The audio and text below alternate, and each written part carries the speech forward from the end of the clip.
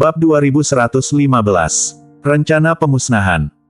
Ketika kabar mengenai hilangnya desa Emperor mencuat, ketiga tetua pertama terlihat serius. Sekarang, setelah Jerry juga tiba-tiba menghilang, para master dunia sekuler ini sama sekali tak mampu bersaing dengan keluarga bela diri kuno. Ujar tetua ketiga khawatir kepada tetua pertama, "Tetua pertama, kamu selalu terhubung dengan desa Emperor dan pastilah tahu lebih banyak dari kami. Pastinya, kamu masih bisa menghubungi master papan atas lainnya." Tetua pertama menggeleng, "Dibandingkan kalian, aku hanya memiliki hak untuk masuk dan keluar desa Emperor, tak lebih.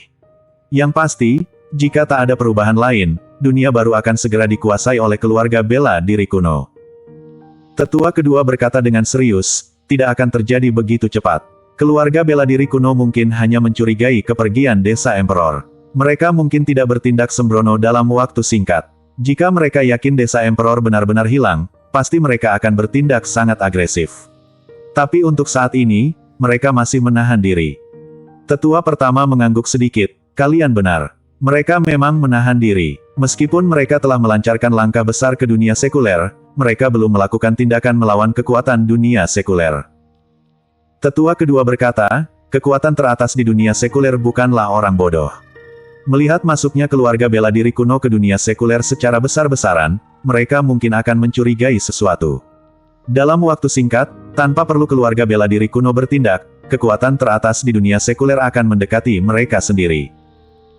Tetua ketiga mengetuk meja, berdiri langsung dan berkata dengan marah, "Jika begitu, mengapa kita masih menunggu?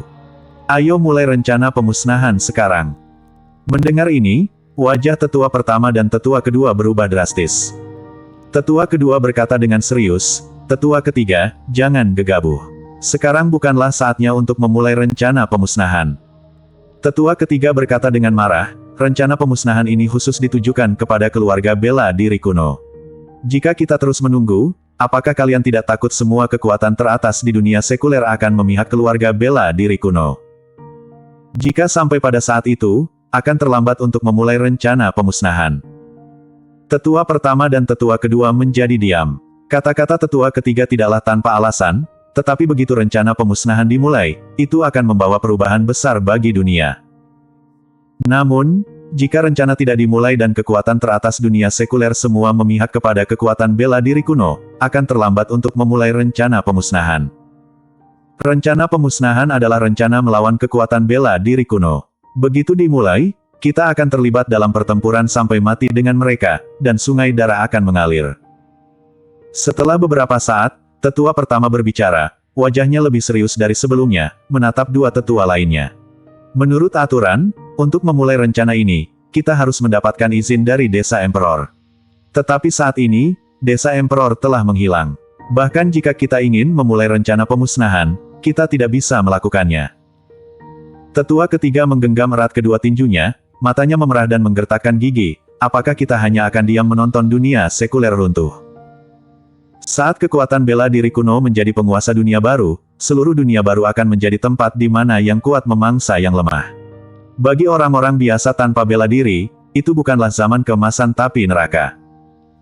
Tidak hanya bagi orang-orang biasa tanpa bela diri, tetapi bahkan para master dunia sekuler akan menjadi semut di dunia baru. Setelah mendengarkan tetua ketiga, tetua kedua juga menatap tetua pertama dan berkata dengan serius, "Tetua pertama, aku rasa tetua ketiga benar.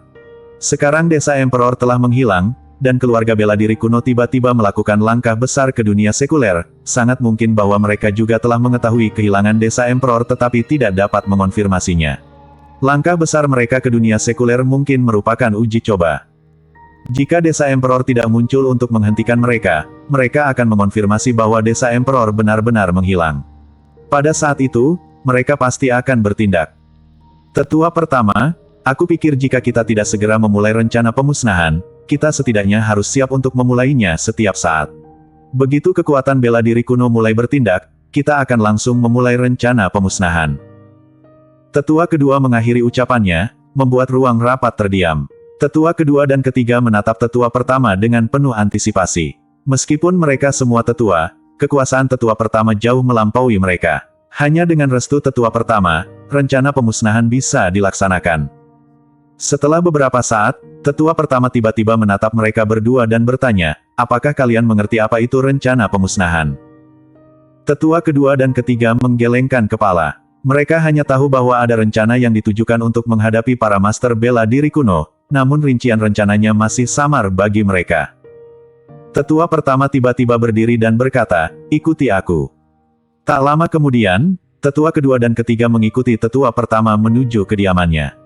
Dengan tatapan terkejut dari kedua tetua itu, tetua pertama membuat sebuah formasi, dan sebuah portal yang menyerupai gerbang waktu dan ruang terbentuk.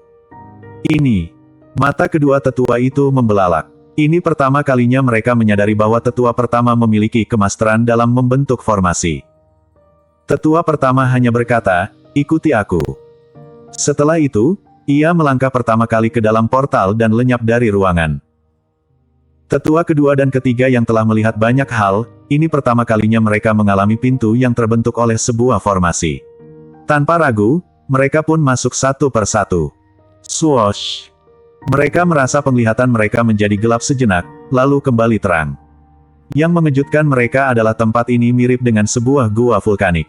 Mereka berdiri di dasar gunung berapi, dengan cahaya di mulut gua terlihat jelas. Di sekitar mereka terdapat peti mati merah besar. Aura bela diri yang menakutkan terpancar dari peti mati itu, membuat keduanya merasa ngeri. Mereka merasa bahwa ada makhluk hidup di dalam peti mati itu. Selain itu, konsentrasi energi spiritual di sini sangat tinggi, jauh melampaui dunia baru. Tetua pertama, ini di mana? Ini adalah inti dari rencana pemusnahan. Apa? Keduanya terkejut. Mereka tidak menyangka bahwa inti dari rencana pemusnahan ini berada di sini. Mereka melihat sekeliling, tetapi selain dari puluhan peti mati merah besar, tidak ada yang istimewa. Tiba-tiba, mereka teringat sesuatu dan melihat peti mati itu satu persatu. Mungkinkah? Dalam 30 peti mati ini, ada 30 senjata spiritual. Dan inti dari rencana pemusnahan adalah 30 senjata spiritual ini. Senjata spiritual. Keduanya benar-benar bingung. Mereka pikir ada orang dalam peti mati itu, tetapi tidak pernah terbayangkan bahwa itu adalah senjata spiritual. Kalian bisa mencoba membuka peti mati itu. Saat tetua kedua dan ketiga masih terkejut, tetua pertama tiba-tiba berkata. Keduanya saling menatap dan kemudian berusaha membuka peti mati itu dengan sekuat tenaga, tetapi tetap tidak berhasil. Bersambung. Bab 2116 boleh bekerja sama. Tetua pertama, apa yang sedang terjadi? Mengapa aku tak bisa membuka peti mati ini, meski sudah berusaha sekuat tenaga? Tetua ketiga menatap tetua pertama dengan heran dan bertanya begitu. Tetua kedua ikut terkejut, wajahnya penuh dengan kekaguman. Tetua pertama menunjuk ke tengah ruang gua, tempat sebuah batu raksasa setinggi 3 meter ditempatkan, dan di atasnya terdapat sebuah cekungan berbentuk pedang. Pedang Kaisar, seru tetua ketiga spontan. Tetua kedua memandang tetua pertama dengan heran dan bertanya, tetua pertama, apakah ini bentuk pedang Kaisar? Tetua pertama mengangguk, memandang cekungan di atas batu raksasa itu, lalu berkata, pedang Kaisar adalah kunci dari rencana pemusnahan. Alasan kalian tak bisa membuka peti mati ini adalah karena tak memiliki kunci. Hanya pedang Kaisar yang bisa membuka segel di sini. Saat segel terbuka, 30 senjata spiritual di sini bisa diaktifkan. 30 senjata spiritual ini berbeda dari yang biasa. Hanya orang-orang dengan bakat bela diri yang luar biasa yang bisa menguasainya, dan kekuatan mereka akan meningkat. Di antara 30 senjata spiritual ini, masing-masing menyimpan kekuatan makhluk kuno. Begitu pemilik senjata spiritual mengaktifkan kekuatan ini, mereka akan langsung mencapai kekuatan hanya di bawah pemilik pedang Kaisar, dan tak akan ada efek samping bagi pemilik senjata spiritual.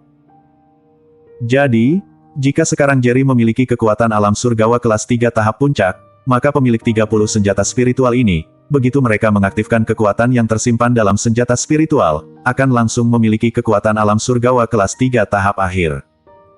Sekarang, tak hanya desa Emperor yang menghilang, tetapi juga Jerry. Jadi, meskipun kita ingin memulai rencana pemusnahan, tanpa Jerry, itu tak akan bisa dilakukan. Tetua kedua dan tetua ketiga terkejut. Ini kali pertama mereka mendengar tentang syarat-syarat memulai rencana pemusnahan, dan ternyata pedang Kaisar. Tiba-tiba tetua kedua bertanya, jika begitu, mengapa kamu memberikan pedang Kaisar kepada Jerry? Tetua ketiga juga terlihat bingung. Tetua pertama berkata, di bawah langit ini, selain Jerry, tidak ada orang kedua yang bisa menguasai pedang kaisar. Aku tak tahu alasannya secara spesifik. Yang aku tahu hanyalah ini adalah jawaban yang diberikan oleh Desa Emperor kepadaku. Tetua ketiga berkata, jadi, apakah itu berarti rencana pemusnahan ditetapkan untuk Jerry? Tetua pertama mengangguk sambil berkata dengan ekspresi serius, saat ini, keluarga bela diri kuno telah memasuki dunia sekuler. Dengan kekuatan mereka, tidak akan lama sebelum seluruh dunia baru jatuh ke bawah kendali mereka. Sekarang, hanya dengan kita tidak bisa menghentikan semua ini. Bagi kita, yang bisa kita lakukan sekarang hanya menunggu. Hanya Jerry yang bisa mengubah situasi. Tetua kedua dan tetua ketiga sama-sama memiliki ekspresi serius, seperti yang dikatakan oleh tetua pertama, mereka tidak bisa menghentikannya, mereka hanya bisa menunggu Jerry. Jika Jerry tidak muncul, mereka hanya bisa merionton dunia sekuler jatuh. Pada saat yang sama, tokoh inti dari rencana pemusnahan sedang melakukan terobosan di alam tengah bela diri kuno, di dalam gua yang paling padat secara spiritual. Wajah Jerry terdistorsi oleh rasa sakit, energi spiritual yang padat berkumpul ke tubuhnya, seolah-olah akan meledakkannya. Pada saat ini, di dalam dantiannya, energi terkondensasi seperti laut, menimbulkan gelombang demi gelombang ombak. Aura yang dipancarkannya sangat menakutkan. Namun, tampaknya jalan yang harus ditempuh masih panjang sebelum formasi inti yang diberitahukan oleh penguasa alam kepadanya. Penguasa alam tengah yang sedang memperhatikan situasi dengan seksama, tiba-tiba berseru dengan curiga sambil mengerutkan dahi, apa yang anak ini lakukan? Mengapa tak ada tanda-tanda dia hendak membentuk formasi inti? Penguasa alam merasakan momentum Jerry yang cepat memudar. Ini juga menandakan bahwa Jerry tak lagi memiliki harapan untuk membentuk formasi inti. Dia mungkin hanya dianggap berada di tengah tahap pembentukan fondasi, dengan jarak yang cukup jauh dari puncak pembentukan fondasi. Meskipun momentumnya tak terus meningkat, energi cair di dalam tubuhnya terus berkondensasi, mendekati kesempurnaan. Tiba-tiba, mata penguasa alam bersinar dan berseru dengan kagum, sekarang aku paham, anak ini sedang memurnikan alam sempurna. Jika aku tak salah, anak ini bahkan tak tahu apa itu alam sempurna. Dengan kata lain, semua yang dia lakukan sekarang adalah pencerahannya sendiri. Menurut rumor, ada tingkatan tersembunyi dalam kultivasi, yaitu alam sempurna. Hanya dengan terus memurnikan tingkatan ini seseorang bisa menjadi tak terkalahkan di tingkatan yang sama.